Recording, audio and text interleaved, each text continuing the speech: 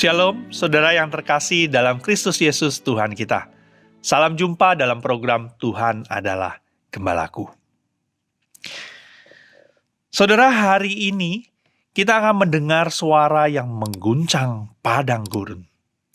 Suara dari Yohanes Pembaptis yang memanggil umat Allah untuk bertobat dan mempersiapkan jalan bagi kedatangan Kristus. Karena itu mari kita bersama-sama memperhatikan dari Matius 3 ayat yang pertama sampai dengan ayat yang ke-12. Pada waktu itu tampillah Yohanes Pembaptis di padang gurun Yudea dan memberitakan, "Bertobatlah, sebab kerajaan sorga sudah dekat." Sesungguhnya dialah yang dimaksud Nabi Yesaya ketika ia berkata, "Ada suara orang yang berseru-seru di padang gurun, persiapkanlah jalan untuk Tuhan, luruskanlah jalan baginya." Yohanes memakai jubah bulu unta dan ikat pinggang kulit, dan makanannya belalang dan madu hutan. Maka datanglah kepadanya penduduk dari Yerusalem, dari seluruh Yudea, dan dari seluruh daerah sekitar Yordan. Lalu sambil mengaku dosanya, mereka dibaptis oleh Yohanes di sungai Yordan. Tetapi waktu ia melihat banyak orang Farisi dan orang Saduki datang untuk dibaptis, berkatalah ia kepada mereka, "Hai kamu keturunan ular beludak, siapakah yang mengatakan kepada kamu bahwa kamu dapat melarikan diri dari murka yang akan datang? Jadi, hasilkanlah buah yang sesuai dengan pertobatan.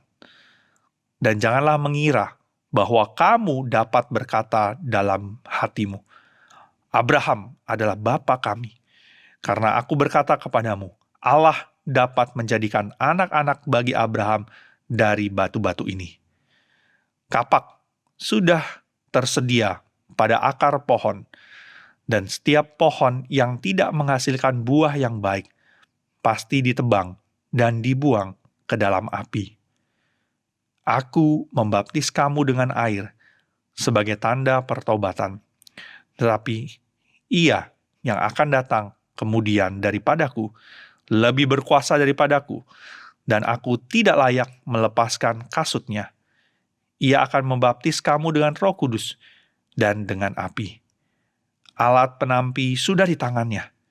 Ia akan membersihkan tempat pengirikannya dan mengumpulkan gandumnya ke dalam lumbung.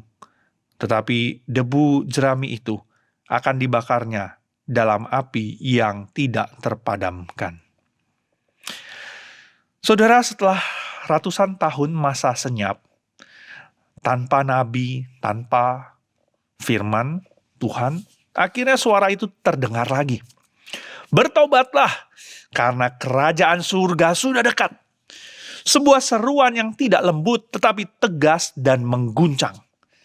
Sebab kasih Allah yang seringkali datang dengan cara yang membangunkan hati yang sedang tertidur. Saudara, bayangkan seseorang yang sedang tertidur lelap di rumah, yang ternyata saat itu rumahnya mulai terbakar. Apinya belum besar, tetapi asapnya itu sudah mulai memenuhi ruangan. Di dalam keadaan seperti itu, ada suara yang keras yang membangunkan setiap kita. Suara itu bukan menjadi gangguan untuk setiap kita, melainkan pertolongan untuk setiap kita. Begitulah suara dari Yohanes Pembaptis. Ia tidak datang untuk menyenangkan telinga, tetapi untuk menyelamatkan jiwa.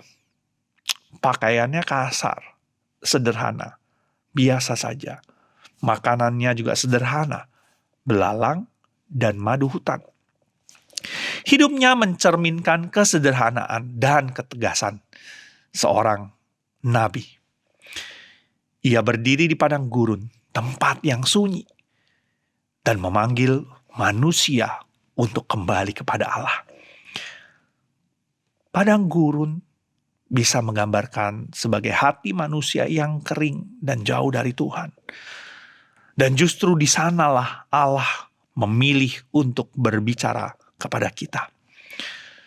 Saudara, Yohanes membawa pesan inti dari Injil, yaitu apa? Pertobatan. bertobatlah. Ia berkata, bertobatlah karena kerajaan surga sudah dekat. Saudara, kata bertobat ini berarti apa? Kita harus merubah arah hidup kita. Kita harus memalingkan diri kita dari dosa. Kita harus merubah pikiran kita.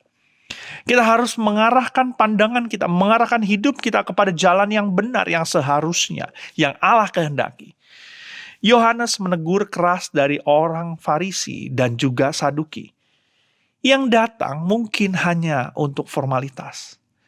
Kamu keturunan ular beludak, siapa yang memperingatkan kamu untuk lari dari murka yang akan datang? Ia menantang mereka untuk apa? Menghasilkan buah yang sesuai dengan pertobatan. Tunjukkan hasil dari pertobatanmu. Tunjukkan buahnya supaya orang lain bisa melihat. Kamu memang benar-benar sudah bertobat. Allah melihat hal itu. Saudara, pertobatan yang sejati bukan hanya dari kata-kata. Bukan hanya kita bilang saya bertobat. Bukan saat seseorang, mungkin pendeta hamba Tuhan bertanya siapa di sini yang mau bertobat, siapa yang mau percaya, lalu kita angkat tangan dan berkata saya. Bukan hanya sekedar di mulut atau di ujung jari.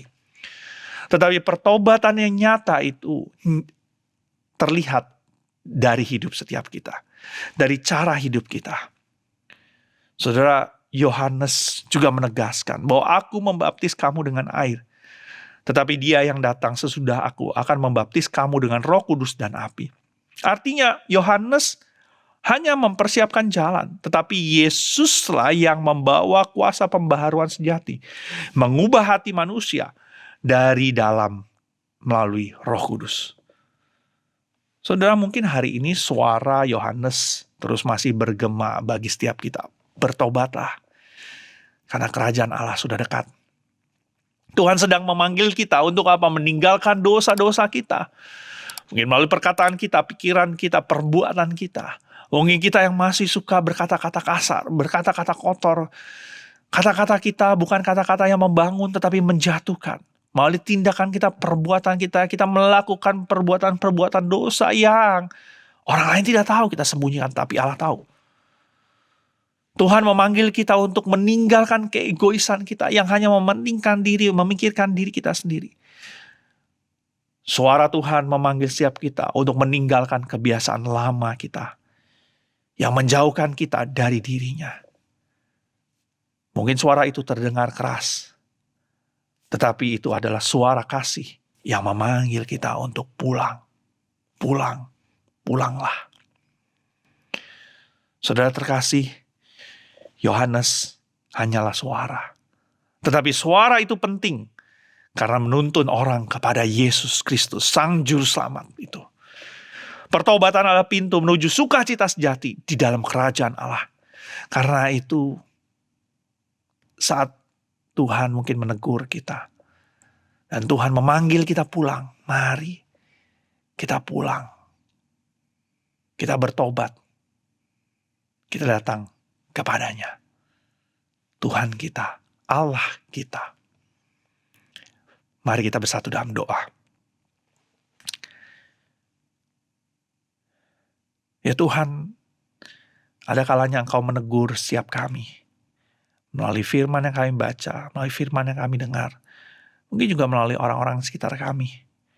Mungkin seringkali Tuhan teguran itu membuat kami kesel, marah, tidak nyaman, tersinggung. Tapi biarlah setiap kami ya Tuhan, sebagai anak-anak-Mu, kami boleh melihat teguran ini sebagai panggilan untuk kami boleh pulang kepada Engkau. Sebagai panggilan yang lembut, yang mau untuk setiap kami kembali kepada jalan yang benar. Ya Tuhan, biarlah setiap kami boleh bertobat dari dosa-dosa kami. Dari kehidupan lama kami benar-benar bertobat, berubah. Karena setiap kami mengaku sebagai anak-anak-Mu. Tolonglah kami ya Tuhan. Dan biarlah setiap kami yang sudah bertobat, biarlah kami boleh terus berjalan sesuai dengan firman-Mu. Kami serahkan sepenuhnya diri kami ke dalam tangan-Mu. Tolong kami ya Tuhan. Di dalam nama Tuhan kami, Tuhan Yesus, Allah yang sudah menebus hidup setiap kami. Kami berdoa dan mengucap syukur. Amin. Saudara, kasih Allah tidak selalu berbisik lembut. Kadang ia berteriak dari padang gurun agar hati kita bangun dan kembali. Hari ini, mari kita membuka hati kita, mengizinkan Tuhan memperbarui kita. Karena hanya hati yang bertobatlah yang siap untuk menyambut kedatangan Sang Raja. Kiranya Tuhan memberkati setiap kita.